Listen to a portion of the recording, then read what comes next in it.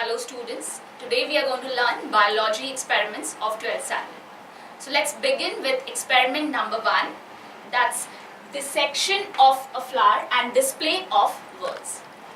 So over here you can see this is a hibiscus flower with me. So if we start seeing the whorls, we have apicalyx over here, okay, then we have calyx, corolla, androecium and gynoecium. This way we need to arrange the different whorls on the paper. First calyx, then petals, this is the element of corolla, then stamens which is a part of androecium, and last entire gynoecium which would include stigma, style and ovary. So this is your entire display of whorls. And then the second half of this experiment is where you need to take TS of ovary. So the flower which we had dissected over here, you take a sharp blade and take around 3 to 4 sections of ovary, and out of those 4 sections, the one which is the thinnest, you will choose that section and take a slide, clean slide, and put a very small drop of water or glycerine and the section which you have selected and cover it with a cover slip. So now your TS of ovary is ready, and afterwards what you need is a dissecting microscope to see the number of chambers in the ovary and see what kind of placentation it has. So over here, when you take TS of ovary, you also need to make the diagram of it, the 5 chambers, and each chamber would show 2 ovules. And over here you can see the placentation which it has over here is axial placentation. So this is how the experiment number 1 will get over.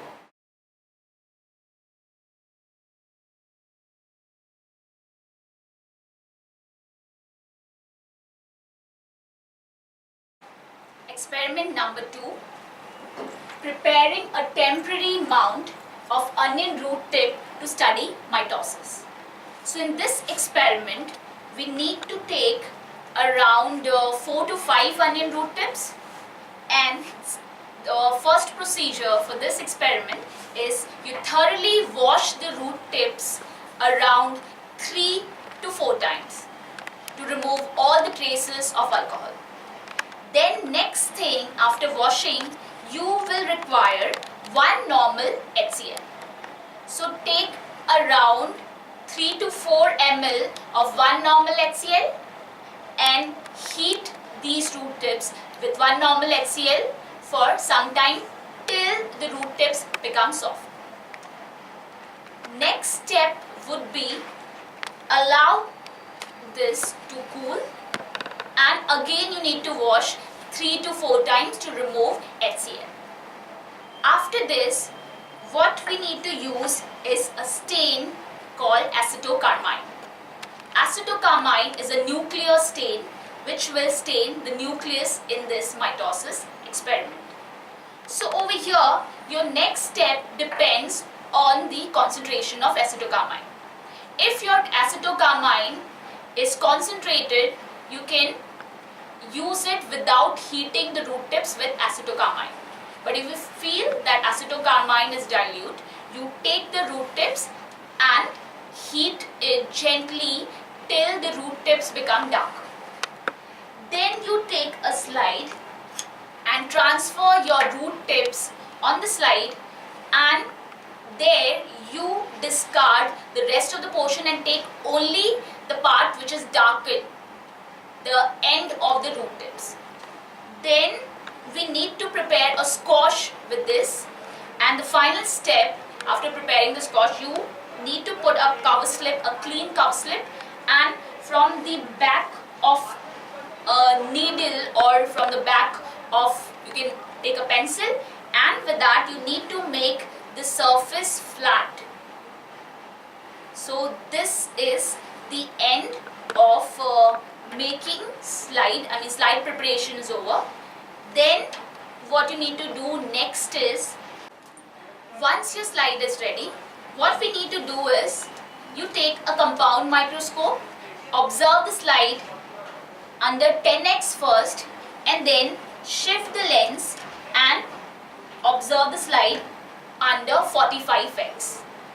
And at that time, you have to identify the various stages of mitosis. As you know, there are 4 stages of mitosis: prophase, metaphase, anaphase, and the last stage, telophase. So over here, when you are observing your slide under the microscope, you need to identify the various stages, and the stages which you are going to observe, you are going to make a note of it. So out of these 4 stages, like whichever you are able to see, you make a small diagram of it, and you have to write 2 sentences about that particular stage. For example, we know in metaphase that chromosomes are arranged at the equator.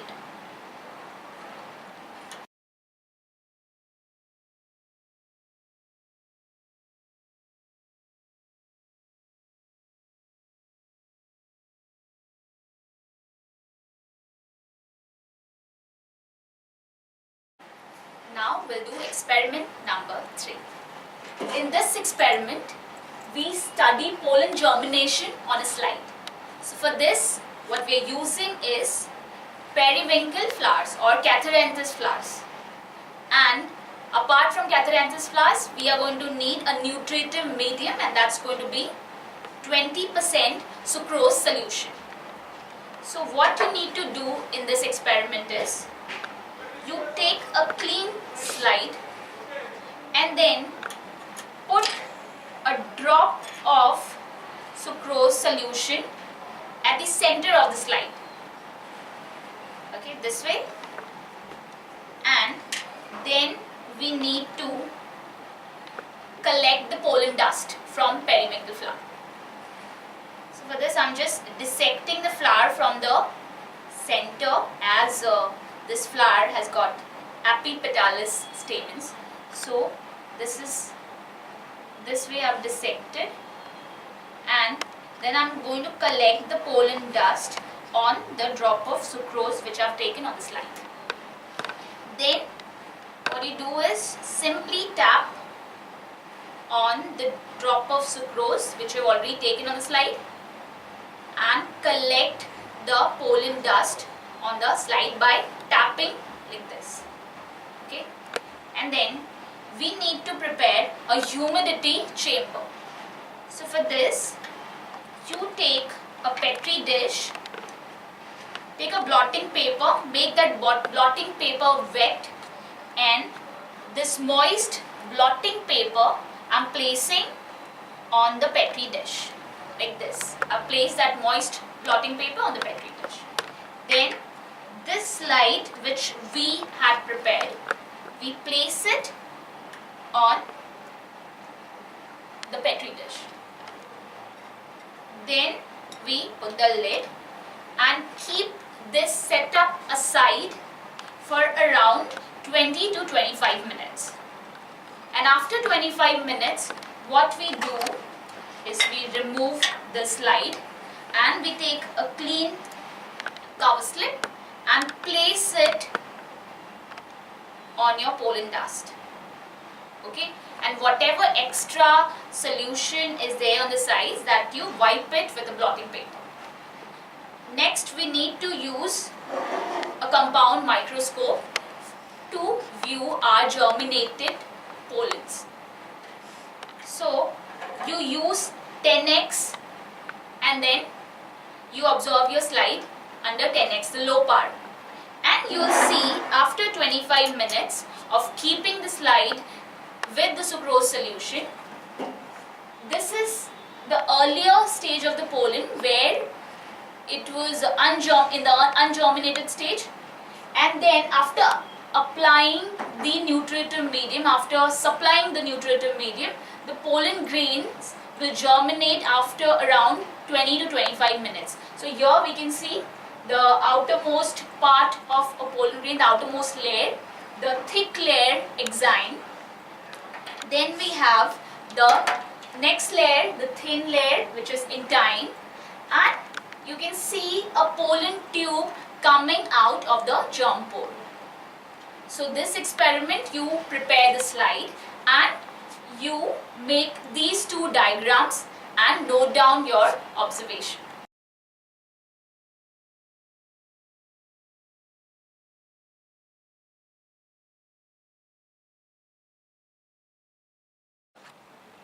Next experiment, experiment number 4, separation of plant pigment by paper chromatography.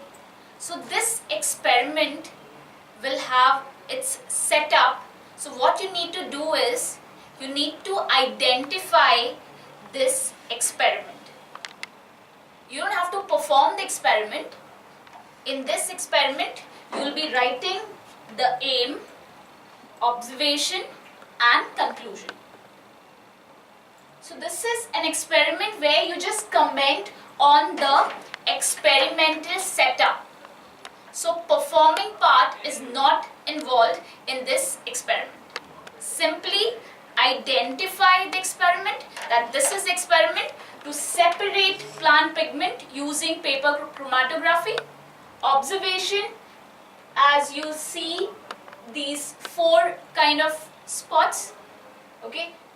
The first one over here is for chlorophyll B, then chlorophyll A, xanthophyll and carotene. So that will go in the observation, and conclusion, you will conclude that these pigments travel with the different rates and they take up a different position on chromatography paper due to their molecular weight and due to their solubility with the solvent.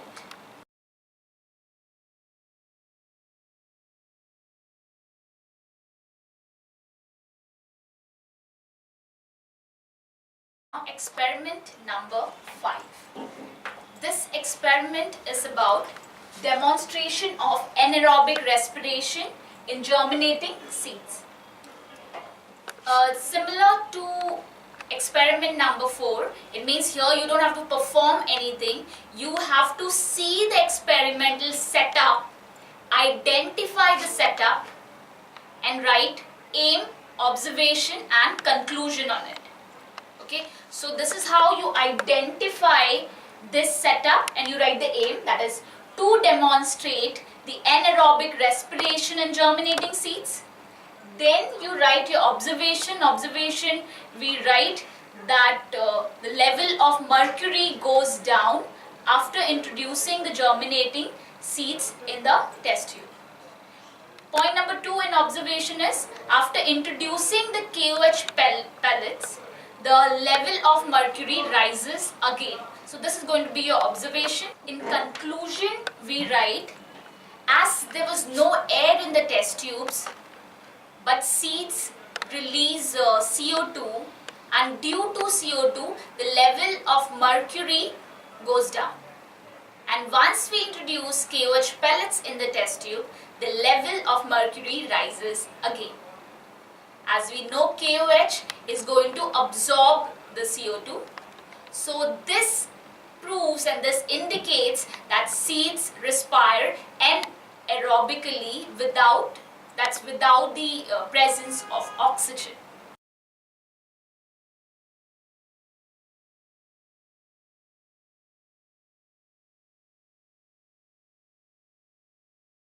Next experiment is experiment number 6. Here we have to test the presence of urea, sugar, albumin and bile in the given urine sample. So you will be getting a urine sample and you have to test this urine sample for these 4 elements.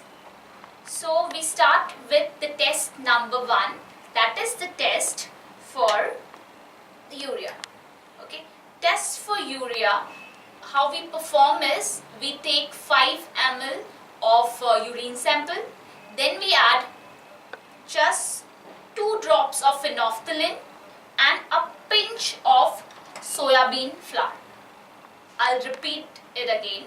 We take 5 ml of urine sample, then we add 2 drops of phenolphthalein and a pinch of soybean flour. Then you keep this mixture in a water bath for around 5 to 10 minutes. And afterwards, you will see a change in color.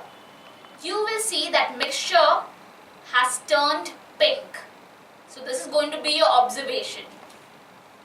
This means this change in color indicates that urea is present in the given urine sample. So now we are done with the test for urea. The next test is the test for sugar. For test for sugar, we again take around 2 ml of the given urine sample and we take 2 ml of Benedict reagent. This Benedict reagent, which is blue in color. So 2 ml of urine sample, 2 ml of Benedict reagent. And then what we need is, we need to heat this mixture. Heat it for around 1 or 2 minutes and you will see that mixture will form a precipitate. This is the test for sugar. So mixture will form a precipitate. So depending on the amount of sugar, it can either give you a yellow precipitation or red precipitation. So here we have got a yellow precipitation. So this colored precipitation, yellow colored precipitation, indicates that sugar is present in the given urine sample. So we are done with test for sugar. Next test is test for albumin. In this test, you will again require urine sample and the thing which we are using is nitric acid, concentrated nitric acid. So you take a test tube and take around 2 ml of concentrated nitric acid in the test tube, and then from the sides of the test tube we add urine sample drop by drop, and then you see a white cloudy ring forming at the junction of 2 fluids. So this cloudy ring is due to albumin. So this indicates that the given urine sample has albumin in it. So this was the test for albumin. So this was the test for albumin. Now the fourth and the last test is for bile. For bile, we take around 5 ml of urine sample. Then we are using sulfur powder. This sulfur powder, so just sprinkle little amount of sulfur powder on the urine sample which you've taken on the test tube, and you will see the sulfur powder rapidly sinks at the bottom of the test tube. So over here, this is the test for bile. You can see the sulfur powder has got collected at the bottom of the test tube. So this indicates that the given urine sample has presence of bile. So this is the positive test for bile. So this is how we have performed all 4 tests.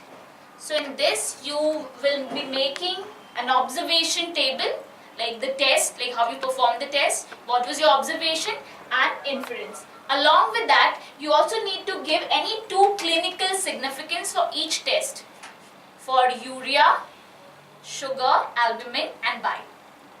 So this was the experiment number 6, urine test.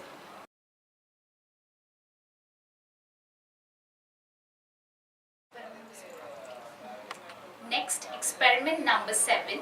This experiment is to study the presence of particulate matter in leaves collected from 2 different sites. So in this experiment, you will get 2 set of leaves. As you can see, this leaf over here is very clean.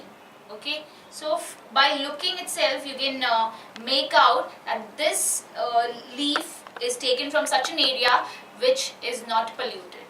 And when we see this leaf over here, this has got the particulate matter on it. So for this, we need to collect the particulate matter. So we will take few drops of glycerine or few drops of water and put it on this leaf, and with the help of a scalpel you try to collect those particles or the particulate matter which is there.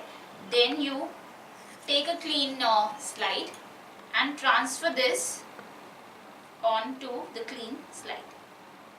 This particulate matter which we have collected, that we put it on the slide and put a cover slip and observe it under 10x. So what you're going to observe is you will get only the carbon particles, dust particles, or you may also get certain pollen grains in this slide. So this is your slide number 1, and here you will make another slide with these leaves with the same procedure. You put again few drops of glycerine or water on the surface of this leaf and again collect this on the slide, put a cover slip and observe, and then you compare which slide has got more amount of particulate matter, and you will have to make such observation table. So your sample 1 is your roadside leaf, so that you write over here sample 1 roadside leaf, and your sample 2 is actually a glass house leaf. And your particulate matter over here, you get carbon particles, dust particles, and you may also get pollen grains. So that will be your observation for sample 1 leaves. For sample 2 leaves, which is your greenhouse plant leaf, this one, and for this mostly the high chances are that you are not going to get any particulate matter. So you write no particulate matter observed, and then you conclude, and conclusion will be that sample number 1, those leaves show presence of more particulate matter compared to the greenhouse plant leaf. So in the area from which the sample number 1 leaves are collected has got more pollution. So that area is polluted. So that is going to be your conclusion.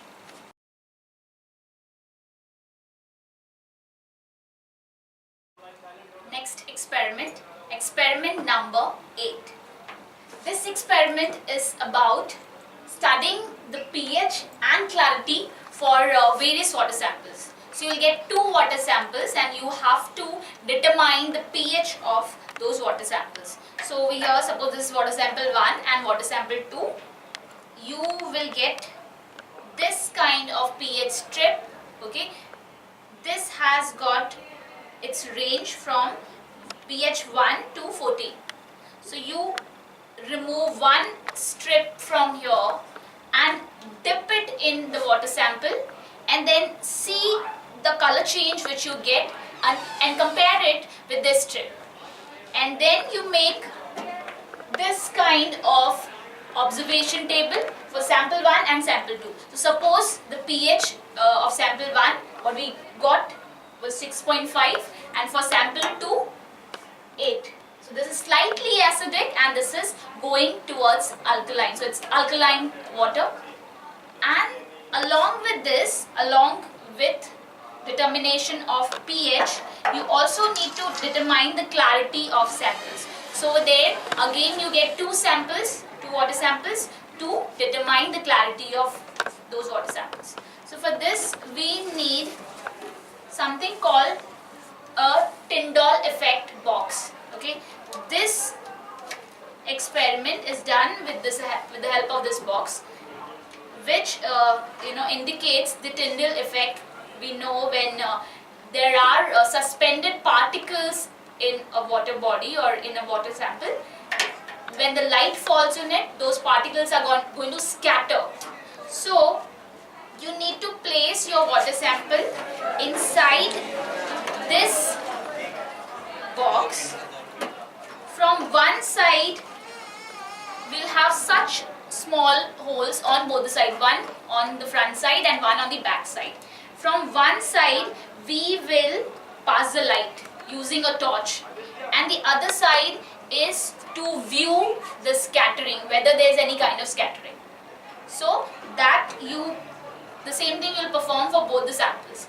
Then you make such observation table for water sample 1 and sample 2. Suppose if the sample 1 showed scattering of light. This means this sample was turbid.